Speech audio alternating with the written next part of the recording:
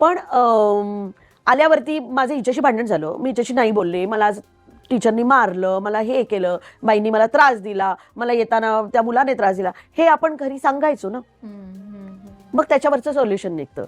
आता असं आहे की नाही, मी एक तर सेल्फ सेंटर्ड इतकं झालेलं आहे. मी मी मी मी मी माझे पैसे, माझं स्टेटस, माझी कार, मी आज जर त्या सोशल मीडियावरती हे नाही टाकलं तर काय, रीच म्हणजे मला कळतच नाही की मी नवीन गाडी घेतली तर ती मी सोशल मीडियावरती का टाकायची आहे की आय बॉट दिस कार, कशासाठी? हां, मी एखादं काम करते तर ते मी सोशल मीडियावरती टाकायला पाहिजे, असं हे माझं मत आहे. ह्याच्यावरती पण मी ट्रोल होईल, आय डोंट नो. पण माझं हे मत आहे की तुमच्या आयुष्यातल्या काही गोष्टी अशा असतात की ज्या फक्त तुमच्या असतात, तुमच्या परिवाराच्या असतात, त्या तुम्ही एवढ्या सोशल करून टाकता आणि मग नंतर तुमच्या स्वातंत्र्यावरती गदा आल्यावरती मग तुम्ही बोलता की तुम्हाला हा कोणी राईट दिला, तुम्ही असं कसं.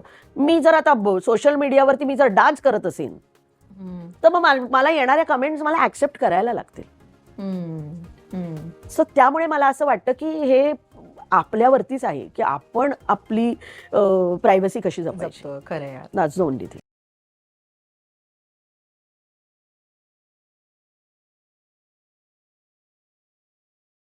ये ट्रेडिंग स्ट्रैटेजीज सारी ट्रेडिंग स्ट्रैटेजीज का बाप है.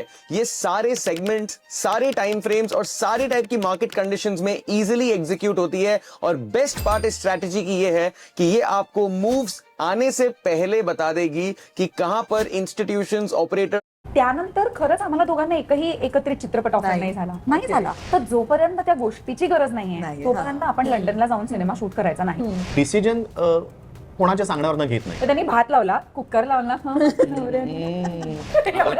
अगं तिच्यासाठी मी फक्त फिक्स डिपॉझिट